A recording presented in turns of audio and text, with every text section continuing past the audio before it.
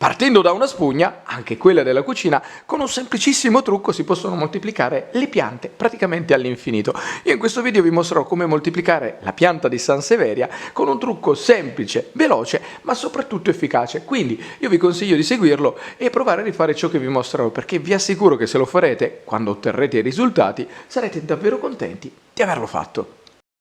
Prima operazione. La prima cosa che occorrerà fare sarà quindi quella di procurarsi delle piantine, un soggetto adulto dal quale poi poter prelevare delle foglioline. Occorrerà farne una cernita e scegliere quelle che abbiano un'unica caratteristica, ovvero che siano sane, quindi che non presentino tracce di funghi, muffe o batteri. Dopodiché procurarsi delle forbicine, sterilizzare la lama prima di utilizzare con un po' di ammoniaca o di acqua ossigenata, andare alla base e tagliare. Quindi semplicemente fare in questo modo.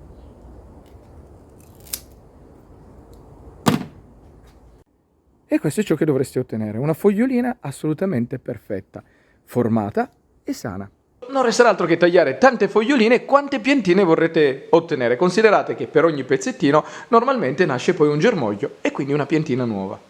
Separate dalla pianta madre, queste sono le foglioline che si sono ottenute. Normalmente si potrebbero utilizzare già così come sono, ma dato che le metteremo nella spugna occorrerà ricavare da queste dei pezzettini massimo lunghi 10 cm, quindi prendere ogni singola foglia ed andare a tagliare in questa maniera. È importante che non alteriate il senso, quindi ciò che andava verso l'alto dovrà rimanere rivolto verso l'alto e le radici le farà nella parte inferiore, così. E continuate con tutte le foglioline che avete a disposizione o comunque con tutte le piantine che vorrete ottenere.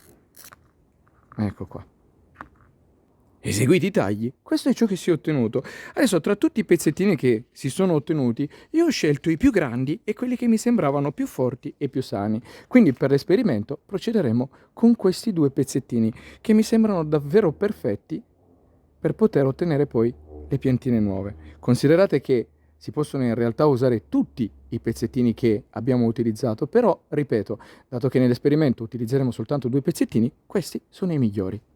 Ottenuti i due pezzettini, non resterà altro che procurarsi una spugna, anche utilizzata purché sterilizzata, andrà benissimo. Quindi prendere delle forbicine e creare in questo caso soltanto due tagli, proprio perché andremo a mettere l'oro. E basterà fare in questo modo dei tagli più o meno a metà della spugna, lunghi circa 3 cm, così, da una parte e dall'altra. E questo è il risultato che dovresti ottenere. Lo scopo di questi tagli è diventare la sede vera e propria per le talee di foglia che abbiamo creato, quindi semplicemente andandole ad inserire in questa maniera. Sarà proprio la spugna che li sosterrà grazie a un grip meccanico. Ecco qua. E una volta inserite, procurarsi un contenitore. Se ce la faceste, trasparente sarebbe davvero l'ideale. Alto almeno 30 cm e largo più o meno 20, in modo che possa poi ospitare la spugna quando l'andremo a mettere all'interno, e riempirlo più o meno con circa 15 cm di acqua. E l'acqua del rubinetto sarà davvero perfetta, dopodiché prendere la spugna con le talee ed andare ad inserire il tutto all'interno. Non resterà altro che posizionare il contenitore in un punto dove prenda molta luce, ma non i raggi del sole diretti. Risultati. Trascorsi più o meno 2 mesi, riprendendo il tutto si può notare già attraverso il contenitore che qualcosa effettivamente si sia formato, si intravedono sia le radici che i germogli.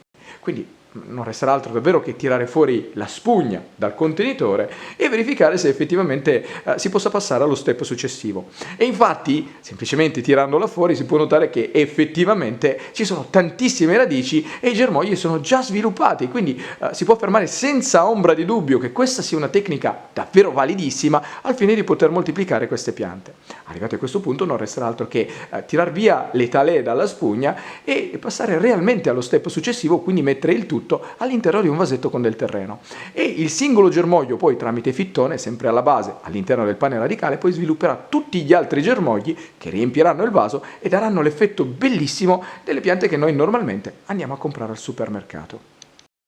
Messa a dimora delle talee. Alla fine dell'esperimento, questo è ciò che si è ottenuto, quindi, come si può notare, questa è assolutamente perfetta. Una piantina già alta più o meno 12 cm, quindi cresciuta in tempi record, con delle radici pazzesche, e anche questa che è leggermente meno sviluppata rispetto alla prima, però si può dire che ha avuto dei risultati sorprendenti e incredibili, anche lei. Considerate che la normalità è questa, non questa. Arrivati a questo punto non resterà altro che procurarsi un vasetto, 10 cm andrà benissimo, con del terreno che vada bene per le piante grasse, quindi soffice e drenante, fare un foro nel centro, più o meno di 4 o 5 cm di profondità, prendere la piantina che si è formata e andarla ad inserire all'interno in questo modo. Dopodiché rinzaffare il terreno tutto intorno. E l'operazione è ultimata. Prendere un vaporizzatore e bagnare il tutto molto abbondantemente. E da adesso in poi non resterà altro che trattare lei come una qualsiasi altra pianta di Sansevieria adulta. E il bello di questa tecnica è che la si potrà adottare per moltiplicare qualsiasi varietà di Sansevieria. E con questo il video si conclude, spero che vi sia servito per imparare qualcosa di nuovo, di utile e di divertente. Se vi è piaciuto però mi raccomando, lasciate un commento, mettete un mi piace, ma soprattutto iscrivetevi al canale e già che ci siete un'occhiata dategliela, perché sono quasi certo che tra tutti i video che ho caricato, almeno uno che possa piacervi lo potreste trovare. Detto questo un saluto e al prossimo video.